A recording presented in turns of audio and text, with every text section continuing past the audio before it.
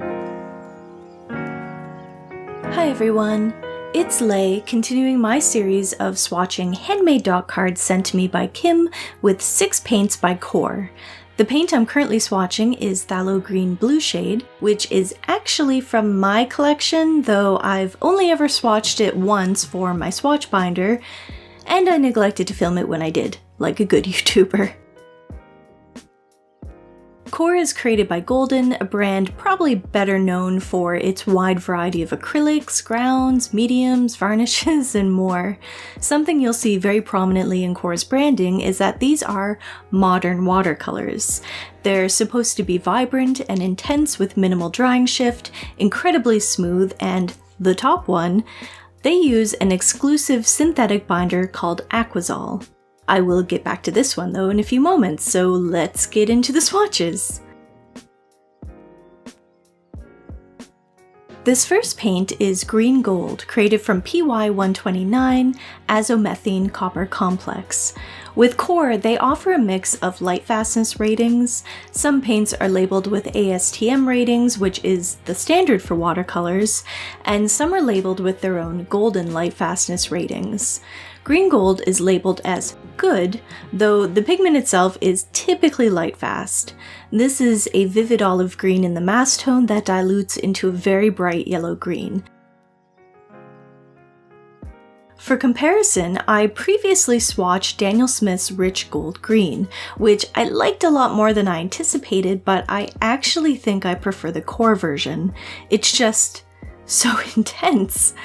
I don't have anything in my collection similar to this one, but I would like to compare it to Lemon Yellow by Daniel Smith, which is a very cool toned yellow, which means that it's more on the green side, just so you can see how green Green Gold is in comparison to a very cool toned yellow. Transparent Pyrrole Orange is one of those colors that has been on my wish list for eons, but I've not picked it up because, well, Qor is kind of pricey. It's created from the Pyrrole Orange PO71 pigment and once again labeled as good light fastness by Golden. This is an incredibly vivid red-orange color, so intense that it didn't really scan well.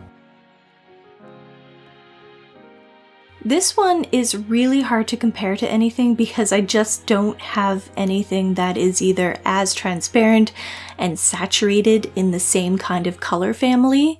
I did swatch Red Orange by Saulnier in another handmade dot card video, which is far less transparent and it is less intense.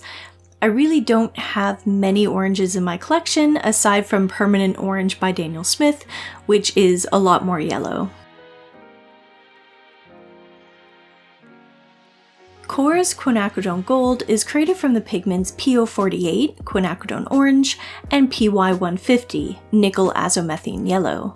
Like all Quinacridone Gold hues, this is a deep, sort of a burnt orange rust color that dilutes into a brighter, cooler yellow. I've swatched quite a few of these Quin Gold hues at this point, and I'm pretty sure I love them all. This one is very smooth to lay down. I find some versions of Quin Gold can be a little bit streaky. For comparisons, I have Saulnier's Quinacridone Gold from another handmade dot card video. Qor's version is very similar in how smooth they both lay down, but Qor's is only 2 pigments and therefore would probably be better for mixing than Saulnier's 3 pigment version. My previous favorite has always been M. Graham's Nickel Quinacridone Gold. I think this is one I'm going to have to do a proper comparison video of once I've finished this swatching series. Quinacridone Magenta is created from PR122, which is the Quinacridone Magenta pigment. This paint is rated as not applicable in light fastness, which does not mean it to be fugitive, only that it hasn't been tested with the ASTM. Qor has made a statement that they are submitting all of their NA-rated paints for testing, so hopefully they get the results of that soon. I'm not sure how long it takes to test paints for light fastness, This is a very powerful fuchsia with a bit more warmth in the mass tone than in the diluted form. This one I did a very poor job swatching, so the dried swatch isn't fully indicative of the depth to this paint, but I hope that the actual video of the swatching process helps. The only other paint created with PR122 that I've swatched is Helios Purple by Sennelier, which also did not really scan the greatest and is much more violet in comparison. Alternatively, I figured I would compare it to a Quinacridone Rose. In particular, M. Graham's version is similar in intensity and how smooth it lays down, but it is much warmer of a pink.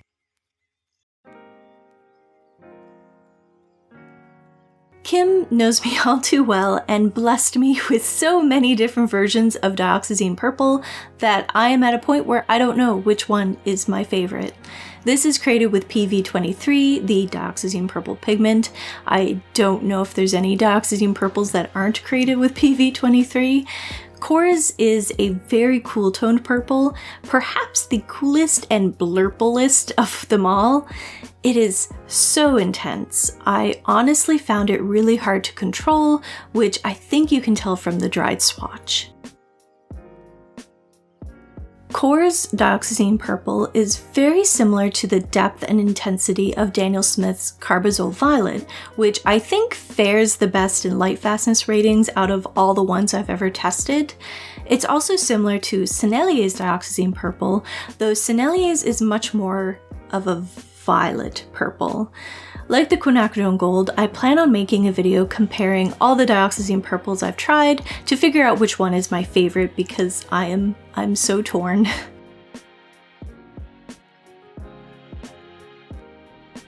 Finally, we have Qor's Cobalt Teal, created from PG50 Cobalt Titanium Nickel Zinc Oxide. This one is rated as excellent light fastness, which is a first for these paints so far, so congrats Cobalt Teal. These 6 paints are part of Qor's High Chroma set, which is kind of funny because I do find Cobalt Teal feels muted somehow when compared against the other paints. It's a very beautiful seafoam green with very lovely granulation, but it's so different feeling from the other paints in this set. M. Graham's Cobalt Teal, created using PB28 instead of PG50, is much more vivid than Qor's version, which feels so weird to say, and it is smoother to paint with, and I think it's less granulating. In a past video, I also swatched Daniel Smith's Cobalt Turquoise, which is created with yet another different pigment and is much more granulating than either M. Graham or Qor's. It's also more muted than either and greener. I don't really have anything else that really looks like Cobalt Teal.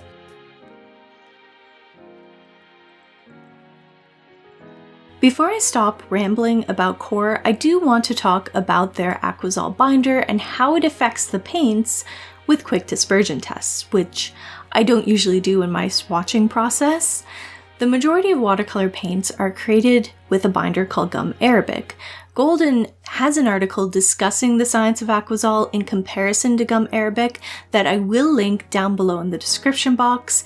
I don't really want to get into it too much because this isn't really the point of the video. For the tests, I applied water to the paper very liberally, and then I dropped the paint in with my brush to see how far it traveled.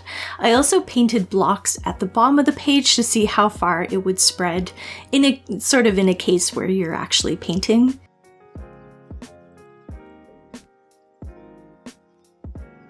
Qor paints have a reputation for being very lively, moving very easily in water, and these tests definitely show that to be the case. A few dispersed far more than others. That Quinacridone Magenta, for example, was just so incredible to watch spread across the page. I was actually surprised to find the Phthalo Green Blue shade traveling so much, while the Dioxazine Purple, for all the trouble it gave me while swatching, didn't really move much at all.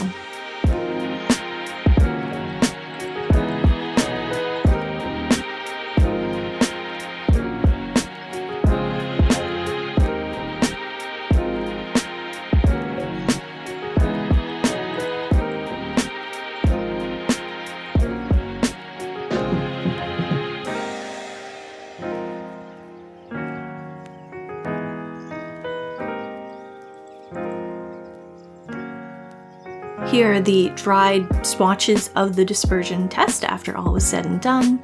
I'm not sure washi tape was the best barrier, but I'm not sure any tape could hold its own against the power of QoR watercolors. I really enjoyed swatching these. It was definitely one of the highlights of this series so far. As I mentioned, QoR watercolors are a bit pricier in comparison to Daniel Smith or M-Gram, so it was really fun to try more of the range. Please subscribe if you haven't. I have many more watercolor videos coming up, including some paintings. I do plan on actually doing some art this year. Thank you so much for watching. Bye!